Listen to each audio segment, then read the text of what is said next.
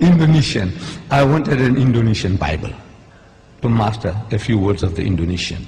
So I went to the Bible house in Durban. My city in South Africa has got a Bible house where they sell Bibles, specialize in Bibles in different languages. I want an Indonesian Bible. They said they haven't got it. Okay. I said, try Johannesburg. They might have it. So when I went to Johannesburg, I go to the Bible house in Johannesburg. And I go and search for this Indonesian Bible. And I got it. And I'm looking in the shelves, some other books. I see a New Testament, Greek and English. Like we have the Quran, Arabic and English, Greek and English, a New Testament. I took that big volume out and I'm starting to go through that. And the supervisor of the Bible house is watching me. You know, with this funny headgear and this beard. He says, what this guy is doing with all these expensive volumes, because this was an expensive volume which I took down, Greek, English of the New Testament. So he comes up to me, he says, good morning. I said, good morning. He said, what makes you interested in these books? I said, no, I do comparative religion, and I have come across something here in this Greek English of the New Testament that can be of use to me. He found me an interesting character. He said, would you like to have a cup of tea with me? I said, no, I don't mind at all. So he took me into his office. I said, now, you know, we believe in Jesus. And this was something astonishing to this supervisor. And all the supervisors in South Africa of the Bible houses are retired reverends. This was a Reverend Dunkers. He's amazed.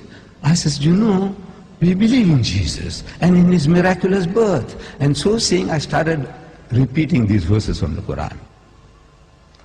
That we believe. And when I read it, he said, no, this is the same like my book.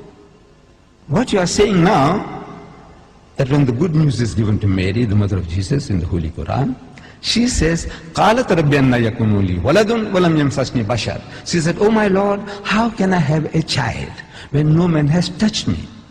Which means physically, sexually. No man has touched me.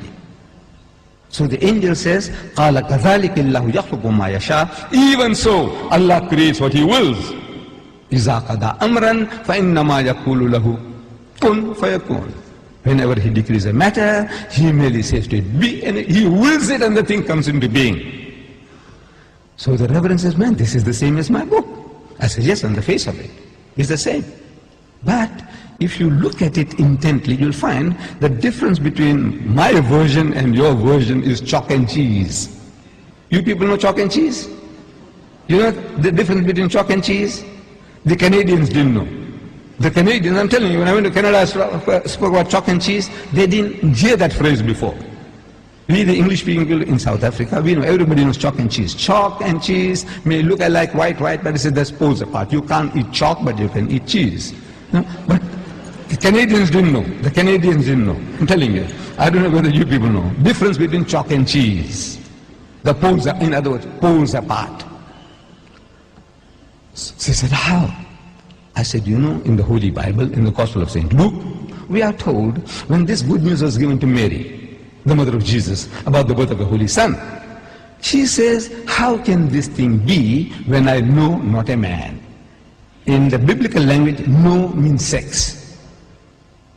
No to know means no means sexually. Not she doesn't know a man. She knows her uncle, her fathers, her neighbors. Surely she knows other men. But no. No in the biblical language means sex. In the Quran it says no man has touched me. Again it means not touched me, means had sex. Both the Quran and the Bible are saying the same thing. The replies to them are revealing. In the Holy Bible, the answer to Mary's protest was that the Holy Ghost will come upon thee. I'm reading the Bible to you. Luke. The Holy Ghost will come upon thee, and the power of the Most High will overshadow thee. Now that gives you a mental picture. The Holy Ghost is a person. That's what the Christians say. The Father is a person, the Son is a person, and the Holy Ghost is a person, but they're not three persons, but one person. I don't know whether you heard that expression before. But He's a person. This Holy Ghost will come on Mary. How? See, it gives you in your mind. It makes you think how.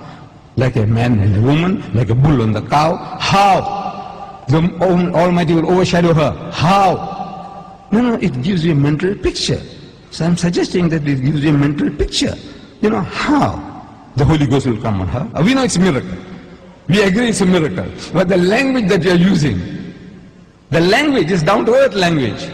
The Quran says, وَإِذَا قَضَى أَمْرًا فَإِنَّمَا يَقُولُ لَهُ كُن فَيَكُونُ. For God to create Jesus without a human father, He says, kun, He says, be, and it is. For Him, it's just to will it, and He comes into being. So, I'm asking the Reverend, I said, now, between these two versions, we are both trying to say the same thing. We are both trying to give the same message, that He was born miraculously. There's no doubt about that. But I said, which version would you prefer to give to your daughter? The Quranic version or the biblical version? We are both trying to say the same thing. He said, he bowed his head down in shame, and he said he would prefer to give the Quranic version. This is Reverend Dunkers, the head of the Bible Society in Johannesburg.